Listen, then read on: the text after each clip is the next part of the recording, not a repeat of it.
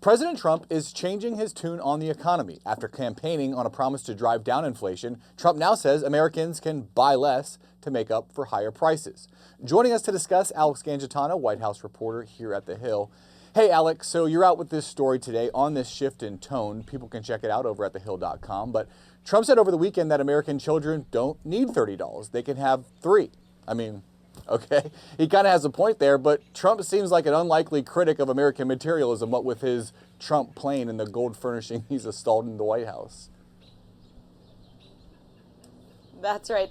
These comments definitely marked a shift in tone. We heard the president in a cabinet meeting just last week actually saying this too, on the idea of dolls, that Americans could live with less dolls, less goods, but maybe those are a little bit more expensive, that American children could have $4 instead of $30. And he repeated that again in a Meet the Press interview, and that aired on Sunday. And this kind of a shift in tone is notable because when the president ran, he said he wants to make America wealthy again. He said he wants to bring down the cost of goods. Now, as Wall Street fears of a recession might be on the way, and as companies are dealing with the impact of these high tariffs on our trading partners and what to make of these ongoing deal making between the administration and our trading partners, the president is now saying, yes, the cost of goods might actually go up, but maybe we should change our mindset on consumer spending. So right now we're talking to sources to see how that will land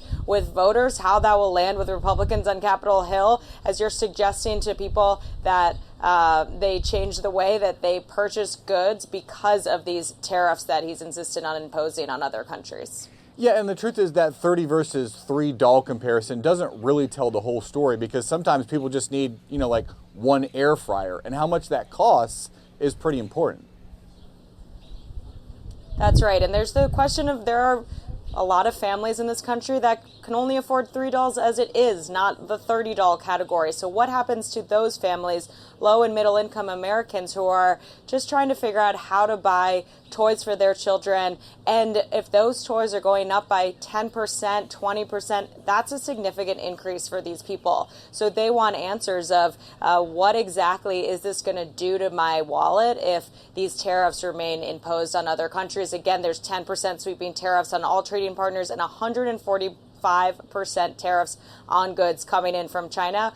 All those goods could be increased as the administration works on negotiating some trade deals. And Alex, Trump's poll numbers on the economy already aren't great. A CNN survey last week showed nearly 6 in 10 Americans think the president's policies are making the economy worse. We saw how that weighed on the Biden presidency. Are Republicans in Congress worried that Trump could end up putting their seats at risk?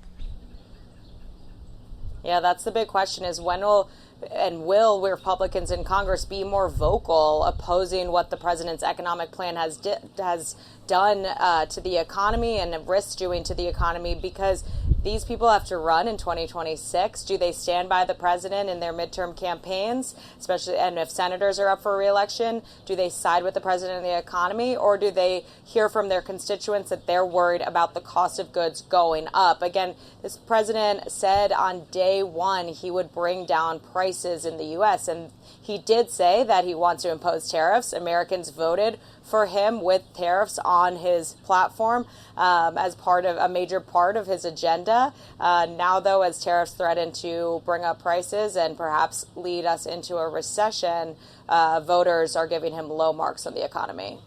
And before I let you go, I wanted to ask you about this meeting today at the White House between President Trump and Canadian Prime Minister Mark Carney.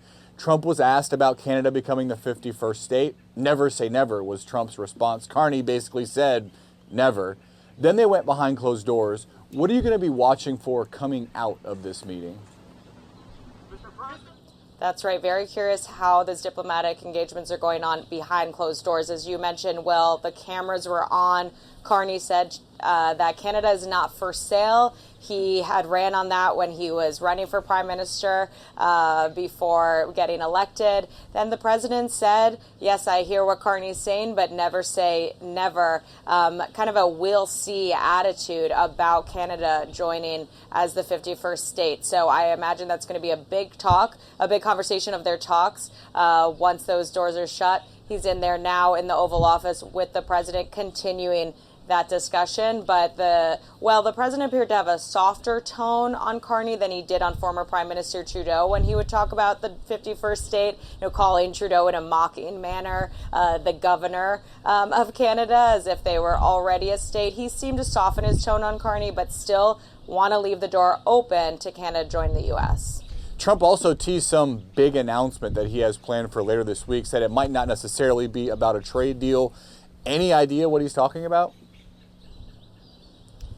Yeah, he did say there'll be a very big announcement either Thursday, Friday of this week, or on Monday. That's all before he leaves on Monday for the Middle East. He's going to Saudi Arabia, the UAE, and Qatar. We don't know what this big announcement he is going to be given. He said that this is going to be massive. But I do know American and Israeli hostage families have been really hopeful that this trip to especially Saudi Arabia will make some progress in the release of hostages that have been held by Hamas since the start of the war in Gaza. So they're hopeful that he'll be able to come out with some concrete developments in the war and maybe release some of their loved ones. Always keeping the media paying attention and wondering what's next. If anything, that is President Trump. Alex Gangitano, thanks so much for your time. Thanks, Drew.